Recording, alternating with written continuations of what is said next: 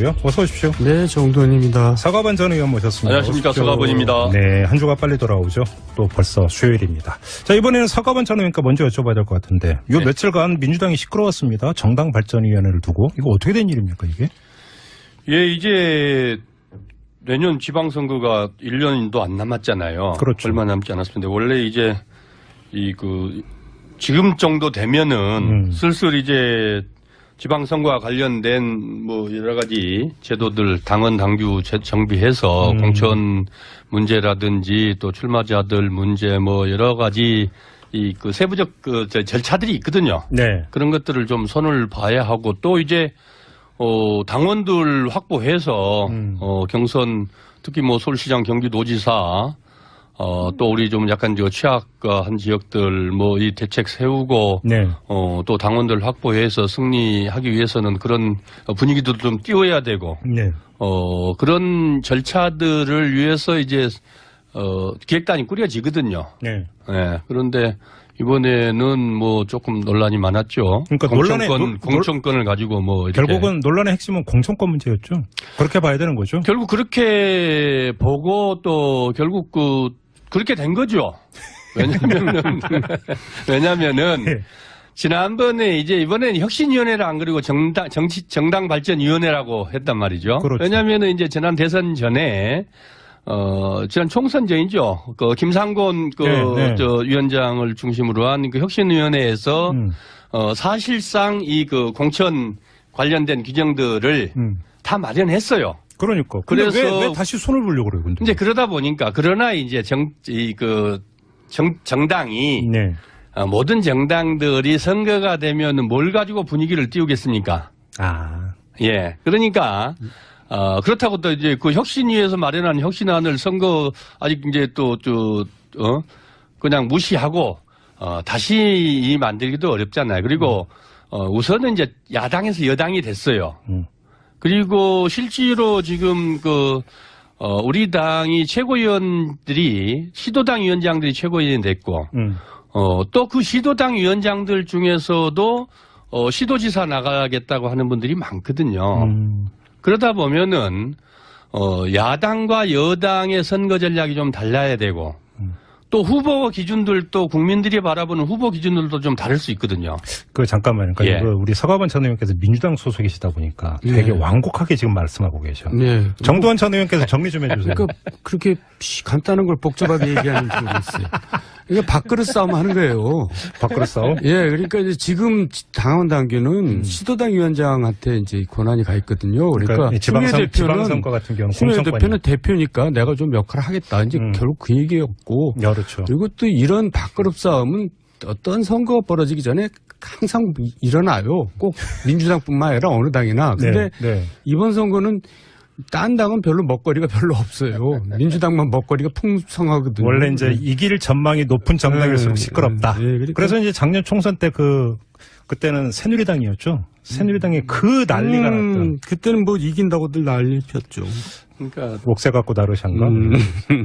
근데 이게 이렇게 봐야죠. 이제 그게 밥그릇 싸움이긴 한데 네. 집권당으로서 또 책임이 있거든요. 네. 그러니까 이제 경선으로만 하게 돼 있으니까 그것을 중앙당에서 좀 일정 정도 관여하고 싶은 거예요. 예. 그런데 이제 그게 추미애 대표의 권력 기반 강화로 보여진단 말이죠. 네. 사심이 좀 있는 것처럼 보여져요. 네. 그런데 사실 그게 늘 그 논란입니다. 여당도 그렇고 야당도 그렇고 다 논란인 게 경선으로만 하면은 좀 능력 있고 이 당 밖에 계신 분들을 좀 모셔서 전략 공천. 네, 하고 싶은데 예. 이게 그 기준들이 없어요. 지금 지방선거에는. 그런가요? 그런 것들을 좀 마련하고 싶었던 것 같아요. 제가 보기에는. 추미애 대표 생각에. 그렇죠. 네. 추미애 대표나 또 최재성 위원장이나 기타 당에 지금 이제 당직을 맡고 핵심 그래서 지금 지도부에서 그런 문제 충분히 나는 제기할 수 있다고 보거든요. 그런데 그런 것들을 사실은 그 절차들을 최고위에서나 또는 의원총회에서나 한번 충분히 논의 과정을 거쳤으면 쿠킹 과정을 좀 거쳤으면은 그래도 만만치 않을 건데 없이 그냥 툭 던지니까 개인 욕심이 좀 있다. 근데 이렇게 보고 언론에서는 프레임을 어떻게 짜냐면 추미애 대 친문 이런 식으로 짜던데 그건 어떻게 보세요? 지금 민주당에 뭐 다 친문이지 친문 반문이 어디가 있습니까? 단지 이제 지도부들 간에 또 지도자들 간에 약간의 이해관계는 좀 다를 수 있죠. 그러나 뭐 그 친문, 비문, 반문 이 구분은 지금 현재 민주당에서 그렇게 썩 그런 아닌 것 같지 않아요? 대립구도 그렇게 짜는 것 자체가 말이 안 된다 이런 말씀이죠. 성립이 좀 안 되는 편이죠. 알겠습니다. 그나저나 아무튼 지금 결론이 어떻게 나왔냐면 당원 당규에 따라서 지방선거 기획단에서 논의한다. 예. 그럼 이거 그러니까 공을 뒤로 넘긴 거 아닙니까, 정도원 의원님? 그렇게 봐야 되는 거 아닙니까?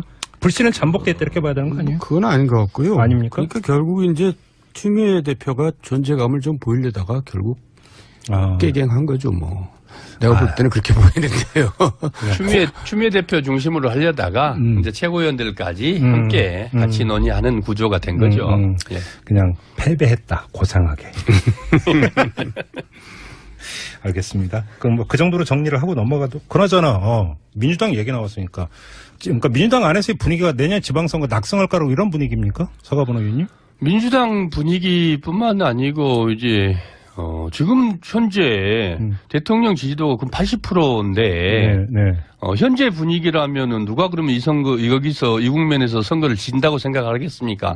그러나 뭐 지금 아직도 갈 길은 멀고 그렇죠. 긴장의 끈을 놓칠 수는 없는 거죠. 국민들이 우리 대한민국 국민들이 선거를 바라보는 국민들의 모습과 또 일상적인 또 이 하나하나 과정들이 상당히 그 민도가 높고 또 고민을 많이 하는 국민들입니다. 그래서 갈 길이 멀죠. 그나저나 이렇게 분위기 좋은데 서가번 전 의원님 어떻게 단체장 이런 거 도전 안 하십니까? 뭐 당원과 국민이 원한다면은 그런 뻔한 대답하시네. 민주당 얘기는 이 정도로만 하고요. 뭐 어차피 이게 또 지방선거도 연결이 될 수밖에 없을 것 같은데 자 국민의당으로 한번 가보겠습니다. 이제 그 사흘 뒤면 전당대회에서 당 대표가 뽑히는데 정도원 의원님 어떻게 전망하세요? 지금 뭐 양자 그러니까 천정배 의원하고 정동영 의원이 합세해서 뭐 공격하는 걸 보니까 안철수 후보가 앞서가는 것 같아요. 아, 그렇게 읽는구나. 왜 그러겠어요? 뭔가 이렇게 자기네들이 좀 밀린다 싶으니까 합세해서 하겠죠. 네. 근데 얼마 전에 저희가 이제 그 안철수 전 대표의 측근으로 꼽히는 송기석 의원하고 인터뷰를 했더니 1차에서 과반 득표로 무난히 대표가 될 것이 이렇게 전망을 하던데. 글쎄요. 저는 별로 관심이 없어서. 근데 어쨌든 안철수 대표가 되겠죠. 아, 그렇게 보세요. 서가번 의원님 어떻게 제가 보세요? 보기에도 결선 투표 안 갈 것 같아요. 아, 1차에서 끝날 것 같다. 호남에서 전체적으로 국민당이 안 좋고 안철수 후보도 그렇게 썩 좋은 건 아니지만은 지금 이게 아까 민주당 얘기도 했습니다마는 이번 선거에 이번 전당대회에 가장 큰 관심을 갖고 있는 사람들은 일부 국민들이 아니고 당원들이거든요. 그 중에서도 출마자들입니다. 지방선거 출마. 그렇습니다. 그러니까 국민의당 후보들이 예비 후보들이 누구를 당대표로 해서 출마했을 때 그나마도 좀 선거를 치를 수 있을 것인지. 아, 그렇죠. 당연히 뭐 그 생각을 해도. 그러면 당연히 안철수, 그렇지 않아도 안철수 당인데. 당연히 그 정동영 후보나 추미애, 천정배 후보보다는. 당적을 왜 바꾸세요? 천정배 후보보다는. 안철수가 낫다고 생각지 않을까요? 그러다 보면은 결국 이 국민 선거도 없습니다. 여기는 당원만 가지고 투표를 하게 돼 있는데 결국 그 당심은 뻔히 정해져 있어서 제가 보기에 뭐 중과부재가 아닐까. 아니 그러면 좀 객관적으로 서가번 의원님의 지역구는 전남 순천 아닙니까? 자 그럼 호남 지역에서 안철수 전 대표에 대한 인기라고 할까요? 지지도라고 할까요? 이건 어떻다고 좀 안철수 평가하세요? 후보 지지도가 지금 뭐 거의 바닥권이죠. 바닥권이나 거기에서 지금 지자체 선거를 나갈 분들은 그분들은 단철수로 모아져 있죠. 특별한 사람들 아니면은 그분들이 당원을 모집하고 그분들이 지금 이제 전당대회를 하는 거다 이 말입니다. 또 상대적인 거잖아요. 그러니까 그렇죠. 정동영, 천정배 두 분이 또 그렇게 뭐 리더십이 지금 있는 분들이 그러니까 아니거든요. 그렇습니다. 상대평가로 네, 지금 했을 때는 안철수 경쟁력을 이야기한다. 자, 그래서 만약에 안철수 그럼 전 대표가 이번에 다시 대표가 된다면 서울시장 출마설은 이제 다 없던 얘기가 되는 겁니까? 왜요? 저 대표가 돼도 서울시장 출마할 수 있죠. 출마할 거라고 사실 보세요? 지난 지방선거 때 서울시장 출마를 했었어야 한다고 생각하는데 오. 또 원래 이분은 서울시장 나가겠다고 정치에 들어온 사람이었거든요. 그러니까 돌고 그렇죠, 돌고 그렇죠. 또 돌아서 결국 서울시장 얘기가 나오는데 예. 그것도 이제 국민의당 후보로서는 그렇게 별로 이렇게 당선 가능성이 높아 보이지 않는데요. 그러니까 저는 이제 뭐 얘기를 너무 앞서가는지 모르지만은 내년 지방선거 앞두고 특히 서울시장이나 광역단체장을 놓고 예. 좀 연대 같은 게 좀 시도될 것 같아요. 박지원 의원 같은 경우는 바른정당과의 선거연대 이런 얘기 하던데. 그러니까요. 예. 그게 가시화될 가능성이 높다고 보세요? 왜냐하면 이제 그렇게 하면 이긴다 하면 그렇게 돌아갈 수가 있죠. 그러면 이깁니까? 그렇게 하면? 아니 지금은 알 수가 없어요. 오. 근데 이제 시간이 이제 좀 이제 가서 이제 네. 이제 눈앞에 두고 있을 때 예. 그때 이제 어느 정도 윤곽이 잡힐 거 아니에요? 예, 예. 그때 국민의당으로 가면은 형편없이 깨지고 뭔가 연대하면 된다 하면은 그 이제 움직임이 이제 생기겠죠. 지금 안철수 대표 본인 스스로도 뭐 그 나가는 것을 상정하고 지금 전당대회를 그 표를 모으고 있는 중 아니겠습니까? 제가 잠깐만요. 그래서 예. 송기석 그 의원하고 인터뷰를 할 때 제가 어떤 질문을 드렸냐면, 자 오히려 그 서울시장 출마설 같은 경우 당 대표 되고 나서 오히려 대표로서 활동력을 높인 다음에 그걸 가지고 출마할 수도 있는 거 아니냐 질문을 했더니, 근데 그거를 서울시장 출마설을 안 전 대표가 제기한 게 아니라 정동영 천정배 후보 쪽에서 제기하지 않았냐. 그러니까 우리가 자가 발전한 게 아니기 때문에 그런 구상은 아니다. 이런 취지의 주장을 했거든요. 불감청의 좀 고소원이고 시간의 문제지. 시간의 문제지. 결국 이 전당대회의 핵심 이슈는 내년 지방선거를 어떻게 누가 이길 것이며 그렇죠. 어떻게 치러야 그 지방선거에서 그래도 선거를 치를 것이냐. 이게 쟁점이 될 수밖에 없는 거죠. 근데 문제는 안철수 당대표 돼서 네. 서울시의장 후보를 안 나갈 수 없겠죠. 아, 나갈 거라고. 근데 지금 이제 정 의원님 말씀대로 그러면은 이제 단독으로 나갈 수 있겠냐. 연대 문제가 나올 수밖에 없게 되고. 네. 현재 최소한 뭐 50% 문재인 대통령이 50% 이상 지지율만 확보하고 있어도 지방선거기 결국은 시점에서 단독 선거는 어려울 거거든요. 아. 문제는 그러면은 전라도 사람들이 바른정당하고 이 안철수 국민의당하고 연대를 해서 선거를 치르는 것을 네. 좋아할 수 있을 것인지 그러니까. 그 딜레마가 좀 있을 거거든요. 아니요, 호남 유권자를 떠나서 예. 호남권 의원들이 또 반발할 가능성도 있지 않습니까? 당연하죠. 그러니까 그게 뿐만 아니고 바른정당도 그 딜레마는 있을 겁니다. 왜냐하면 영남에서 예. 자유한국당을 놔두고 바로 그냥 그 안철수 국민의당하고 하는 것에 대한 영남 지지자들 또는 그 출마자들이 네. 어떻게 생각할지 득표에 도움이 된다고 생각할지 수도권의 생각과 네. 이 각각의 지지 기반인 호남과 영남에서 각각 후보들이 유불리를 고민하지 않을 수 없거든요. 예. 그런 딜레마에 또 봉착할 겁니다만은 현재로서는 뭐 출마한다고 봐야죠. 그럼 얘기 나온 김에 정도원 의원께 여쭤보겠는데 계속 뭐 바른정당과 국민의당의 뭐 연대니 통합이 이런 얘기 많이 나오잖아요. 네. 소설급으로 시나리오급으로. 네. 근데 그런 얘기 접할 때마다 느끼는 게 호남권 의원들이 이걸 어떻게 볼까? 그래 제발 그렇게만 해라. 그럼 우리가 움직일 수 있는 공간이 열린다. 그렇죠. 기다리고 있는 거 아닐까? 이런 생각도 있고요. 네. 그러니까 이제 서로 이렇게 연대를 한다는 얘기는 서로가 약하다는 얘기 아니에요. 그렇죠, 그렇죠. 자체적으로 우리 독자적인 힘 갖고는 뭐가 안 된다는 얘기인데. 그렇죠. 또 합치자니 그게 시너지 효과가 생기는 것 같지도 않고. 네. 그래서 저는 이제 이런 그 상상을 해봐요. 최종적으로는 바른당 의원들이 갈라질 것 같아요. 그냥 자유한국당으로 일부 가고 일부 국민의당으로 가고. 아, 그렇게? 뭐 그렇게 되지 않을까 이렇게 생각되는데. 아, 바른정당이 두 쪽 난다? 네, 그렇게 될 지방선거 전에? 그렇게 될 가능성이 높아 보여요. 그래요? 지금 홍준표 대표가 영리하잖아요. 네. 네? 출당 논의니 그러니까. 뭐니 하는 게 다 그 포석이 오는 거죠. 그다음에 계속해서 잽 정도가 아니고 네. 상당한 이 수준의 이 펀치를 계속 날려대거든요. 그거는 홍준표 대표 입장에서는 그래 안철수 당하고 같이 바른정당하고 노는 것보다는 네.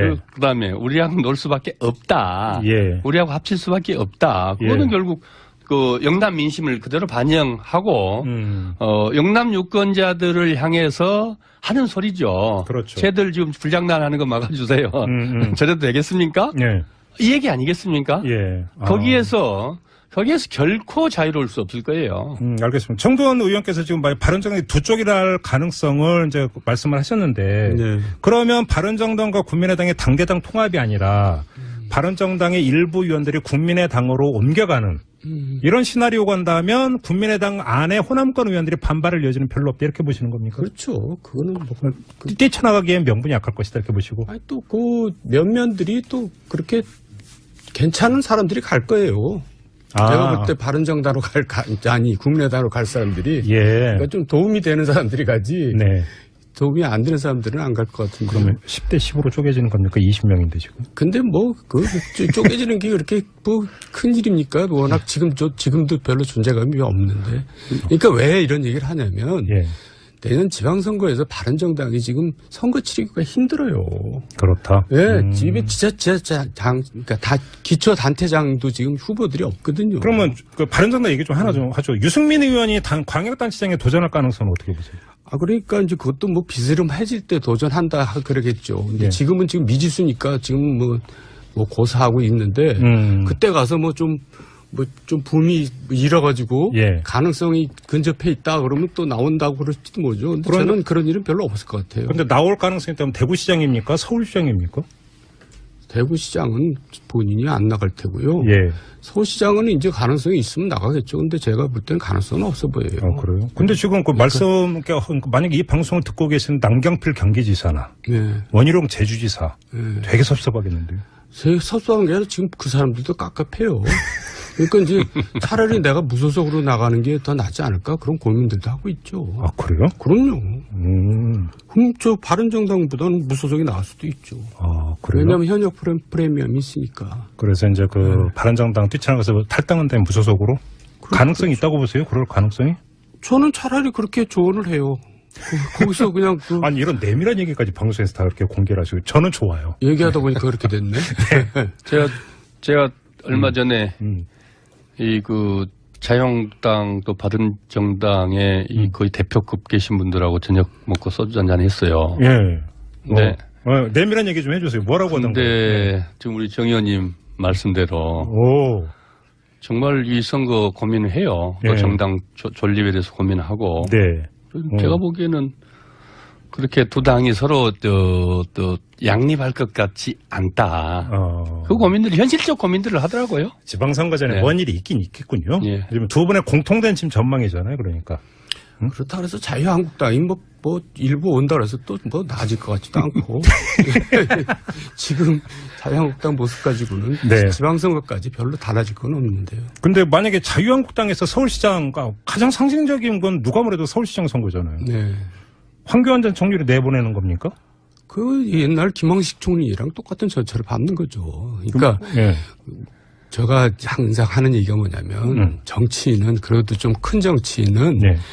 자기가 큰 사람을 국민들이 뽑아주지 네. 남이 키워준 사람은 절대 안 뽑아줘요. 근데 황교안이나 김학진이나 이런 사람들은 다 선출직을 해본 적이 없고 다 임명직 했던 사람들이거든요.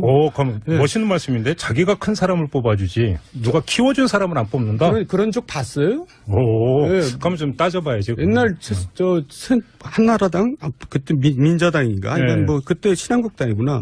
구룡들이 쭉 나왔었잖아요. 네, 그렇죠. 총리도 했던 사람들 쭉 나오지만 다 2% 3% 뭐 1% 그래요. 아. 이해창처럼 저 YS한테 댐비고 거기서 그냥 큰 소리하고 할 말 하는 사람을 뽑아주지.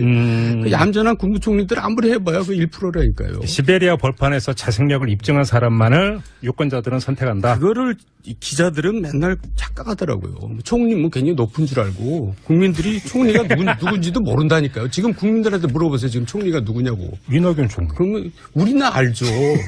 지나간 사람한테 물어보면 10사람 중에 한 사람이나 알까 그 정도예요. 아니 근데 지금 의원님의 이런 냉정한 평가와는 별개로 황교안 전 총리가 뭐 사무실 얻어서 준비한다 이런 얘기 많이 돌잖아요. 그거 자유죠. 그러니까 그 사람도 지금 이제 할 게 없잖아요. 할 거 다 하고 뭐 심심하니까 이제. 심심해서. 나도 정치라도 해볼까 그럴지 모르죠. 사과반 전 의원님 어떻게 보세요? 황교안 전 총리 출마 가능성 어떻게 보세요? 출마할 뭐 본인은 하고 싶겠지만, 지금 들어와서 후보 자격을 따낼 수 있을 것인지. 그러니까 일단 그 자유한국당 경선 통과나 되겠느냐? 예. 실제로 사람이 없다고는 하지만은, 예. 어차피 그러니까 그 상황이 되면 예를 들어서 정말 붙어서 2% 차로 박빙의 승부다. 네. 그러면은 황교안 그 총리에게도 이 가능성이 있을 수도 있어요. 네. 그런데 이제 그런 상황이 아니고 정말 이번 선거를 통해서 다시 한번 당이 몸집을 더 키운다. 네. 그런 생각도 있다고 한다면은 예.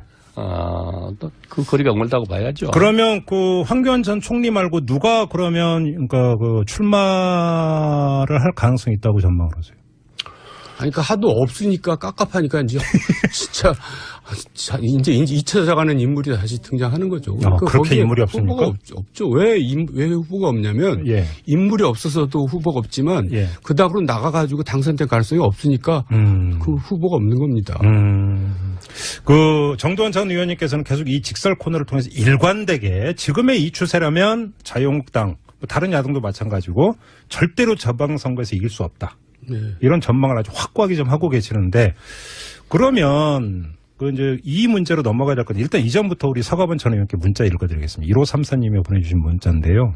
현재 대통령 지지율이나 정당 지지율만 믿고 내년 지방선거에 압승을 예측하고 경거망동할 조짐이 보인다면 깨어있는 국민들의 가차없는 불꽃 싸다구 응징이 있을 겁니다라고 하는. 저 얘기는 맞는 얘기죠. 예, 그럼요. 아까도 제가 말씀드렸잖아요. 네. 예. 근데 네.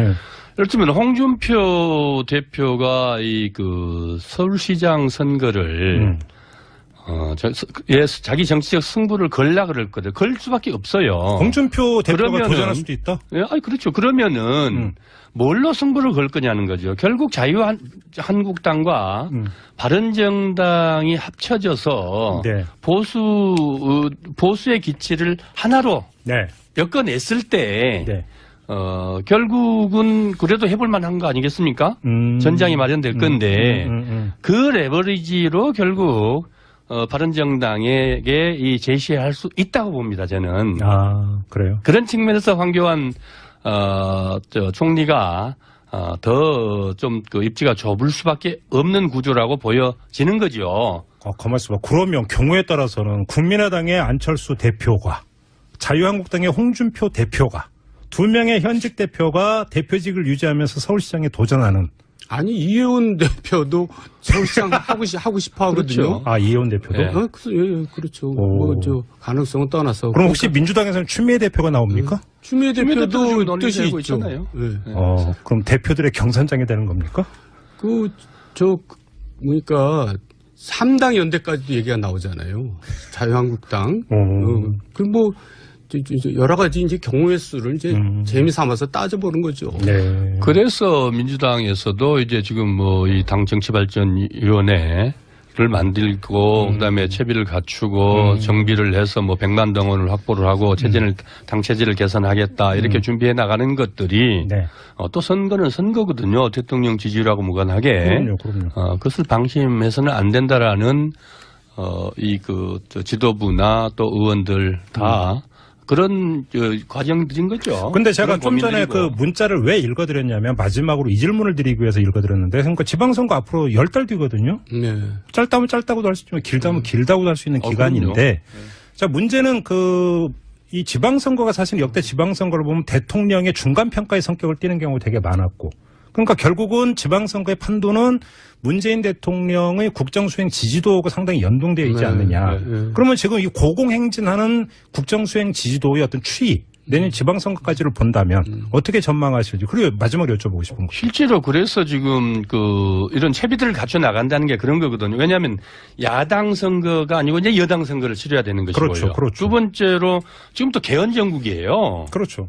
지금 이제 아직 논란이 안 되고 있지만은 내년 초부터 이게 그럼요. 그 국면으로 쭉 들어가면은 그 국면이 개헌 국면이 반드시 유리하게 갈 것인지 그런 것까지도 다 면밀하게 검토하고 하나하나 세심하게 대비하지 않으면 네. 또 후보도 야당 시절의 후보와 여당 시절의 후보가 좀 국민들이 원하는 게 다를 수 있거든요. 어필 포인트도 달라지겠죠. 예, 그런 것을 소홀히 하고 밥그릇 싸움으로 가버리면은 심각해지죠. 국민들이 용서하지 않을 겁니다. 마지막으로 정두환 전 의원님 어떻게 전망하세요? 그러니까 YS가 100일 만에 이 지지율이 지금 문재인 대통령보다 높았어요. 네. 그러다가 이제 마지막 임기 말에 4%로 끝났는데 그랬나요? 또 지난 총선에는 새누리당이 압도적으로 이긴다 그래가지고 별 난리를 피다가 이제 완전 압도적으로 져버렸잖아요. 그렇죠. 그러니까 이제 그런 일이 생길 수 있어요. 예. 근데 그런 일이 생기려면 지금 대통령이나 여당이 못해야 되거든요. 그러니까 대통령 여당이 못한다는 얘기는 나라가 망한다는 얘기잖아요. 그건 안 되죠. 그걸 바랄 수가 없잖아요. 그건 안 되죠. 네. 그러니까 지금 이제 다 잘한다는 전제에서 얘기하는 겁니다. 알겠습니다. 앞서서 서가번 전 의원은 그래도 문재인 대통령의 지지율이 50%만 유지를 한다면 뭐 좀 전망을 밝게 보셨는데 뭐 그거를 10달 뒤 일을 어떻게 알겠습니까? 뭐 한 걸음 한 걸음 뭐 야당이든 여당이든 뚜벅뚜벅 걸어가야만 되는 이게 뭐 정답이 되겠죠. 자, 오늘 대표가 존재감을 좀 보이려다가 결국 깨갱한 거죠, 뭐. 내가 볼 때는 그렇게 보이는데요. 추미애 대표 중심으로 하려다가 이제 최고위원들까지 함께 같이 논의하는 구조가 된 거죠. 예. 그냥 패배했다, 고상하게.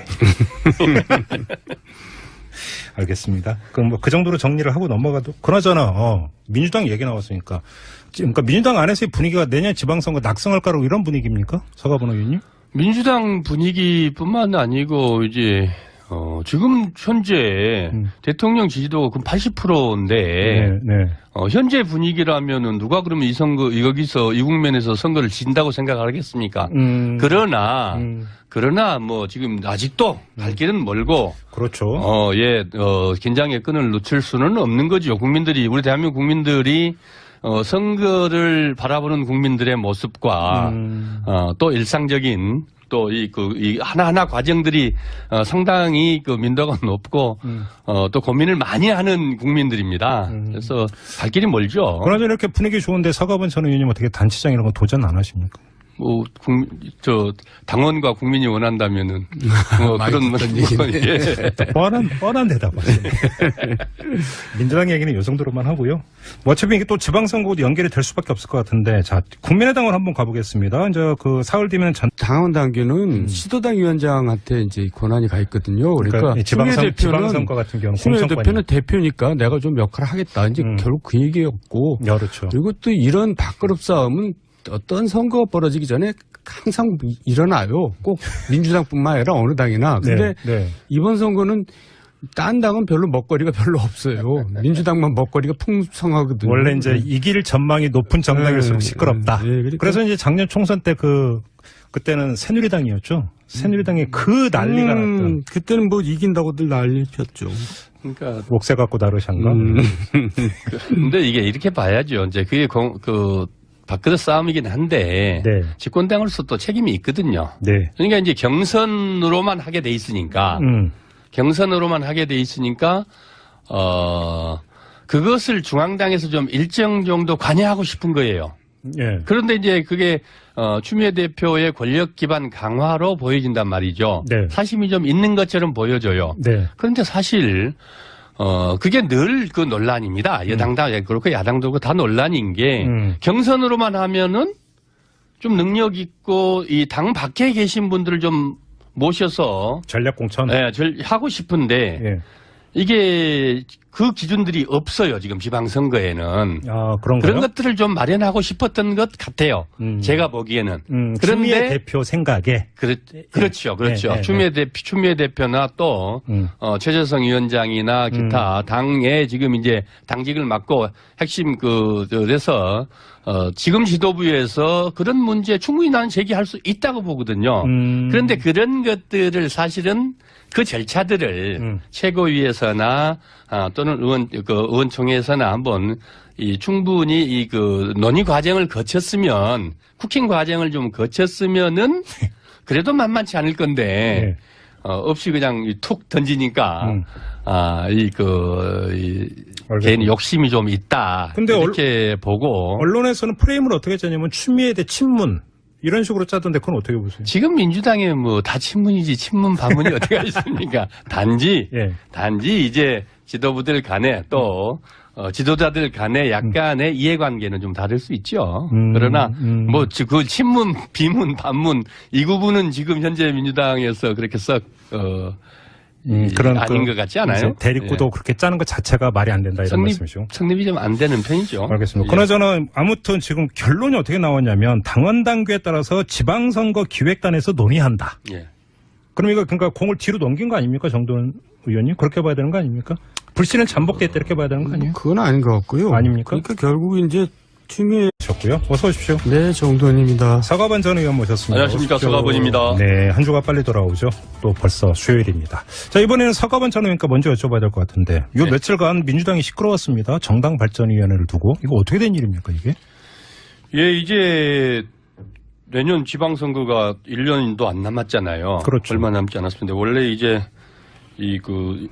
지금 정도 되면은 슬슬 이제 지방선거와 관련된 뭐 여러 가지 제도들 당원 당규 정비해서 공천 문제라든지 또 출마자들 문제 뭐 여러 가지 세부적 절차들이 있거든요. 네. 그런 것들을 좀 손을 봐야 하고 또 이제 당원들 확보해서 경선 특히 뭐 서울시장 경기도지사 또 우리 좀 약간 취약한 지역들 뭐 이 대책 세우고 또 당원들 확보해서 승리하기 위해서는 그런 분위기도 좀 띄워야 되고 그런 절차들을 위해서 이제 기획단이 꾸려지거든요. 그런데 이번에는 뭐 조금 논란이 많았죠. 그러니까 공천권을 가지고 뭐 이렇게. 결국은 논란의 핵심은 공천권 문제였죠. 그렇게 봐야 되는 거죠. 결국 그렇게 보고 또 결국 그렇게 된 거죠. 왜냐면은 지난번에 이번에는 혁신위원회를 안 그리고 정당 발전위원회라고 했단 말이죠. 그렇죠. 왜냐면은 이제 지난 대선 전에 지난 총선 전이죠. 김상곤 위원장을 중심으로 한 혁신위원회에서 사실상 공천 관련된 규정들을 다 마련했어요. 그러니까. 그래서 왜 다시 손을 보려고 그래요, 근데? 이제 그러다 보니까 그러나 이제 정당이 모든 정당들이 선거가 되면은 뭘 가지고 분위기를 띄우겠습니까?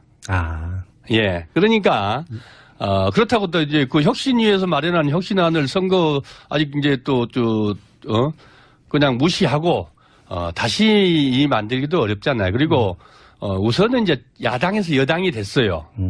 그리고 실제로 지금 우리 당이 최고위원들이 시도당 위원장들이 최고위원이 됐고 또 그 시도당 위원장들 중에서도 시도지사 나가겠다고 하는 분들이 많거든요.